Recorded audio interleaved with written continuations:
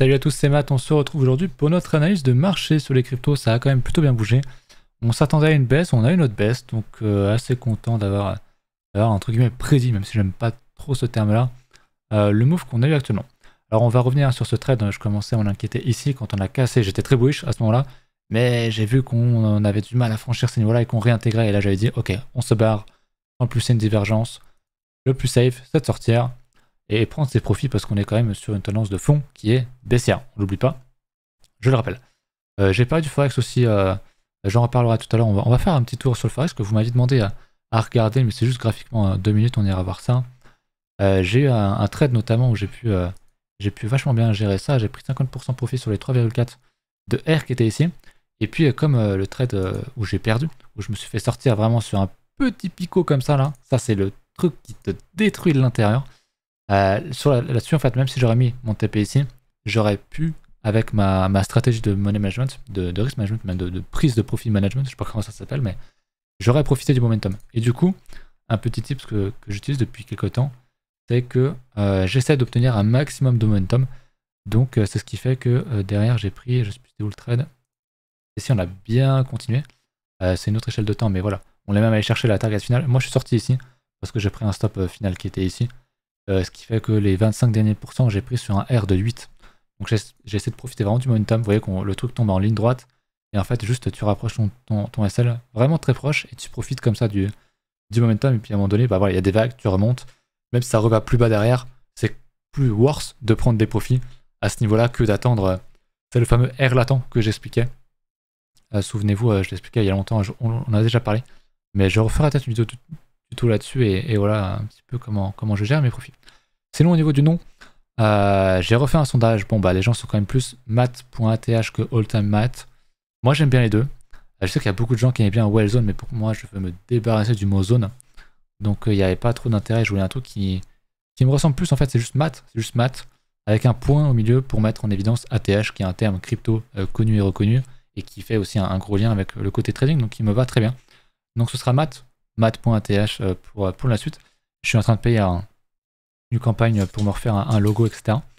Donc voilà, sachez que s'il y en a ici qui m'appellent Mister ATH, je les trucide. Est-ce que c'est bien compris? Ok, c'est math ou m.ath et rien d'autre. Voilà, parce que ça commence déjà à me troll là. Sur Discord, ils savent que j'aime pas Mister ATH, évidemment.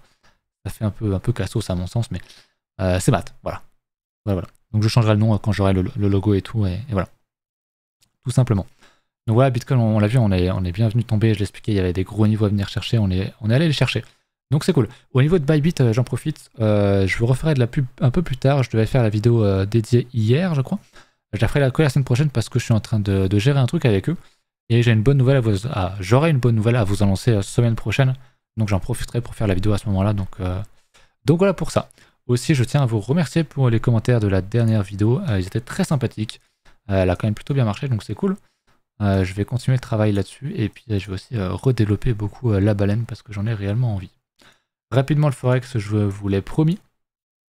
Donc on va passer plutôt sur du 1 heure. Parce que voilà, on a cassé un très gros range sur du H4, ma target max. Alors, il y a beaucoup de trucs à l'écran, je vais essayer d'enlever les indicateurs déjà. Il y a beaucoup de choses, j'espère que ce sera pas trop dégueu. Je peux supprimer des trucs qui sont par ici déjà. Voilà. On était dans cette zone-là et voilà, on avait un gros range, on casse en haut, on réintègre. Bon, là, autant j'étais très bullish quand on a cassé ici, autant on réintègre, bon bah faut se barrer et très vite. Et malheureusement, c'est ce qu'on fait. Et vous savez, hein, quand on réintègre, l'objectif c'est quoi? Qu'est-ce que je vous rabâche? On a un range parfait, on casse un côté qu'on réintègre, l'objectif c'est d'aller chercher l'autre bande. La question maintenant c'est de savoir est-ce qu'on va faire la même chose ici? Donc est-ce qu'on va réintégrer? Auquel cas ce serait très bien, souvenez-vous. Si on casse en premier en haut, et ben, on va revenir en haut et recasser. Donc reprendre cette tendance. Et si on fait un truc comme ça, pour moi là il y a un très gros trade à prendre. Un achat ici, un stop là, et d'ailleurs tu peux viser bien au-delà du TP ici. Tu peux prendre des TP ici, mais tu peux viser bien au-delà. Et ça te fait un R qui est super intéressant, c'est vraiment un setup que je kiffe énormément. Mais ça sentait la cassure, donc moi j'ai pris un short ici. Sur cette structure, on consolidait sur support. Donc le gros support, là, je suis désolé, c'est pas très visible mon bordel. Mais en gros, on pouvait considérer qu'on avait un gros support comme ça, tu vois. Et je voyais qu'on consolidait au-dessus, donc j'étais short parce que j'avais plusieurs indicateurs qui me disaient qu'il fallait short. Je short, je prends des profits, c'est à peu près par ici. Et je laisse, tu vois, tu as une grosse bougie, bah autant essayer de jouer le momentum. Et je descends, et je descends, et je descends. Je visais ce niveau-là. Donc on est venu le chercher, sauf que j'ai cut un petit peu avant, c'était par ici je crois. Parce que c'était la nuit, et parce qu'il y a un petit mouvement à la hausse. Je suis sorti, j'ai pris mes gains, et ça aurait rien changé. Vous voyez, je suis entré, je sais même plus où c'est que je suis entré assez haut, en vrai, je suis entré dans ces zones-là. Non, ou dans ces zones-là, je sais plus trop. Et voilà, je suis entré, je sais plus, je vais dire, admettons par ici. Mais avant, je crois que j'étais. Ah oui, non, j'ai failli me faire sortir. J'ai dû rentrer genre là, avec un stop proche comme ça. J'avais un 10 de R, donc je suis pas du tout rentré ici. Je suis rentré encore plus haut, je pense que ça doit être un truc genre. Un peu plus comme ça, j'avais 10 de R si je le mettais là. Donc ça va être un truc. Je vais rentrer un peu plus haut. Enfin, un truc comme ça. Vous voyez que j'étais. Quand on arrive là, j'ai détecté profite par là, je sais plus trop, mais on a été là. Ce que je visais à gagner, c'était ça. Et mon stop, ici. Ça n'a aucun sens. 0,2 de R, c'est nul.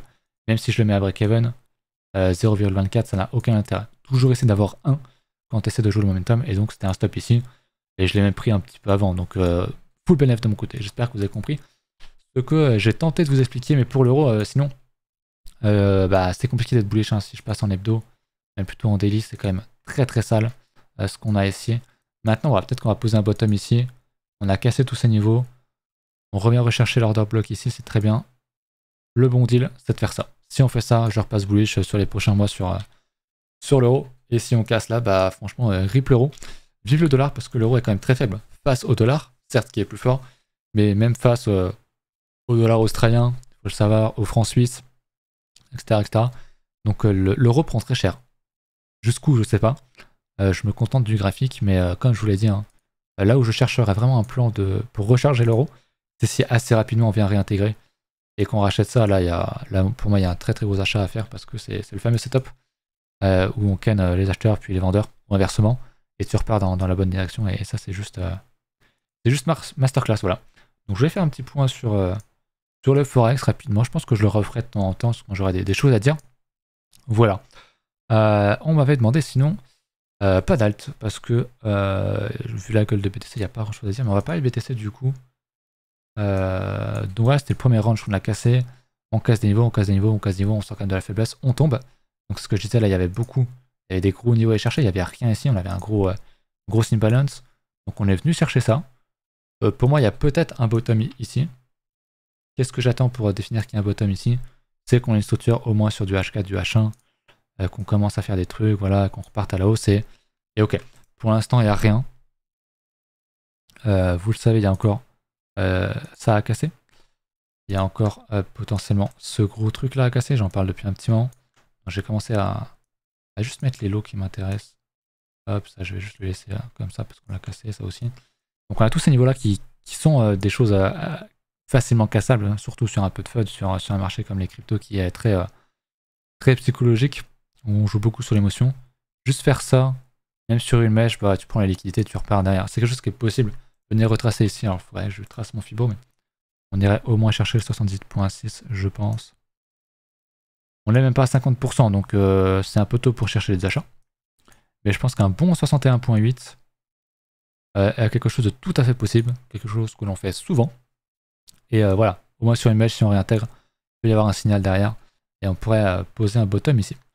Trop tôt pour le dire par contre, hein, je préfère vraiment préciser tout ça. J'aimerais voir au niveau du momentum, il n'y a pas grand chose au niveau de div, c'est très très compliqué. On a un gros momentum baissier ici, à moins qu'on fasse plus bas, un momentum baissier beaucoup plus important sans casser ce lot là. Je vois pas trop comment je pourrais acheter ça, donc pour l'instant, très compliqué. On repasse largement en dessous du Vegas H4. Donc ouais, j'aimerais qu'on repasse au-dessus, et c'est pas tout de suite. C'est pas tout de suite. En plus, on commence à être dans un beau range pour le Vegas. Donc, c'est pas un truc que je rechercherai tout de suite. Je pense que le moteur va se refroidir encore un petit peu de temps. Encore un petit peu, pardon. Et puis on verra par la suite. Mais il faut pas être trop gourmand. On n'oublie pas que la tendance de fond a franchement un autre avantage. Donc, on reste serein. On l'a TP. Maintenant, l'idée, c'est d'attendre une bonne opportunité, tout simplement. Puisque ne pas trader, c'est aussi trader. Souvenez-vous. Ether, du coup, c'est pareil. J'ai noté la date du merge. Vous le savez, maintenant, le merge, c'est que la première étape sur les 5, je crois, qui vont arriver. Et le merge, concrètement, c'est juste le passage au proof of stake. C'est bien, c'est un début, c'est une étape importante, je dirais, en termes fondamentaux. Maintenant, ça ne changera rien en termes de rapidité de transactions et en termes de frais. Donc c'est pas la plus grosse phase d'Ethereum 2.0 qu'on attend. Enfin, la plus grosse phase de la suite d'Ether qu'on attend. Mais c'est quand même un truc important à noter, je l'ai mis là. Bon, voilà. J'ai vu qu'il allait aussi y avoir des... Alors je sais plus si c'était des options, des options sur Ether, sur je sais plus où. Mais généralement, c'est des choses qui posent des tops. Donc ce serait pas très bon, je crois que c'est en septembre. Donc ouais, si on refait un top et qu'on fait un truc comme ça là, qu'on a une divergence ou une double div, très clairement, il faudra se barrer. On a le temps. Mais moi, je suis bien content d'avoir TP sur les 1008, 1009 là sur mon Ether. Donc voilà pour ça. Après, voilà, on a quand même beaucoup plus de marge que sur BTC. Je veux dire, BTC peut faire un plus bas. Ether pourrait simplement revenir retester ce niveau-là. Prendre le stop là, prendre tous les stops là. Et revenir dans cette zone-là, ça pourrait être quelque chose de très intéressant. Et là, on verra qu'Ether devient plus fort, réellement. Bon, maintenant, ce ne sont que des prédictions, on n'y est pas du tout. Donc, pour moi, rien à dire, si ce n'est que on est en train de casser les trendlines, comme sur BTC. On casse la première, est-ce qu'on ira chercher la suivante? Je ne sais pas. Donc, un truc, quoique c'est vrai que c'est quand même très très rude. Hein. On est enfin venu chercher ça, ouais. Sur BTC, c'est un peu différent. Je vous l'avais montré, je vais juste vous le remontrer ici. Donc, on l'a cassé ça, c'était quasi évident. Maintenant, la prochaine target, c'est peut-être une prochaine truc comme ça, tu vois. Venir chercher typiquement ça. Ça pourrait être intéressant. Donc, venir chercher le 61 points que j'ai montré tout à l'heure, ça pourrait être une très bonne target. J'irais pas à prendre des profils plus bas si j'étais short. Mais il y a une target intéressante à prendre. Voilà. Ether BTC qui est Ether BTC quoi. Je veux dire, encore une fois, il est très strong, même en daily, sur la chute, ce que je vous disais. Il s'en sort pas mal. Il tient. Donc c'est vraiment un truc que je regarde. Souvenez-vous, c'est exactement le setup qu'on a vu sur le Forex, sauf que c'est sur du H1, H4. Là, on est en hebdomadaire. On prend la liquidité au-dessus, déviation, on refait la même chose en bas, et on réintègre. Et on réintègre violemment. Maintenant, la question c'est... Ça, c'est la première target. Hein. Normalement, tout en principe sur ce TP-là, tu prends largement des profits là-dedans. Maintenant, si on vient faire ça et qu'on casse ça, mais pour moi, on va vraiment repartir en hausse sur les alts et sur Ether. Ce qui est très étonnant au vu du contexte du marché, je suis tellement d'accord avec vous. Mais c'est à surveiller quand même, parce que tu peux être biaisé par les news, mais pas par le graphique. Et ça, il faut vraiment le comprendre. C'est mon point de vue, il y a des gens qui ne misent que sur le fondamental, d'autres qui font un mix des deux. Chacun a son point de vue là-dessus. Voilà, vous le savez, vous connaissez mon avis là-dessus, mais voilà. Un truc que j'ai oublié, putain. J'ai oublié, parce que du coup, mon calcul sur... Pardon. Mon indicateur, c'était ici, je suis désolé, je suis perdu dans mes bordels. C'est donc... laissez-moi regarder ça, c'est sur BTC, voilà, ici. On m'avait fait noter que le Bitcoin Cost n'avait pas les bons paramètres dans mon truc. Alors, je suis pas sur le bon truc, j'ai pas cliqué. Donc, j'ai changé les paramètres. C'est BLX, je me suis trompé. J'ai changé les paramètres et du coup, voilà, on vient tout juste de toucher ce niveau-là. Et si je me mets en hebdo, il ne veut pas s'afficher, ok. On vient tout juste de toucher ça. Donc on est encore largement rentable sur BTC, donc on peut aller largement plus bas. Voir un Ether, comme je l'avais dit, à 12K, ça me paraît pas improbable. Voilà, je vous le dis. Donc je pense qu'il y a des chances pour qu'on ait un bottom, mais c'est pas impossible qu'on l'ait pas. Après, si tu dis ça à long terme, il n'y a pas trop de soucis. Mais faut pas vous dire qu'on n'ira jamais en dessous, quoi. Ça, c'est vraiment le truc à retenir. Moi, je pense qu'on n'ira jamais en dessous de 3K, enfin des 3 et 4K. Je pense pas qu'on aille beaucoup. Si on va en dessous de 10K, pour moi, ce sera une mèche et rien d'autre. Je pense pas qu'on aille beaucoup en dessous. Mais ouais, target max, pour moi, c'est ce niveau de structure qui a, ce niveau de lancement, en fait. Le niveau qui a lancé la fusée. C'est souvent des niveaux qu'on vient retaper. Donc, entre 9 et 12K. Les fameux 12K, pour moi, c'est un niveau que où je vais très clairement investir dedans. Où je vais rester all-in crypto pour de longues années derrière. Voilà. Voilà, c'était joué. Je te refais un petit point là-dessus. Ether, on en a parlé. Bon, les alts, il n'y a rien à noter de plus. On va regarder le Total 2, c'est un peu pareil. Malheureusement, il n'y a pas beaucoup de changements et tout est dans le rouge. Bon, bah, fallait un petit peu s'y attendre. Mais voilà un petit peu pour aujourd'hui. Pas trop de changements sur l'or et tout ça. On retrace un petit peu. Le dollar est très très strong, le dollar, donc c'est pas bon du tout pour nos actifs. Là, il commence à faire un petit peu chier. Et il y a le SP qui commence à tomber aussi, du coup, qui commence à enfin tomber par rapport au BTC.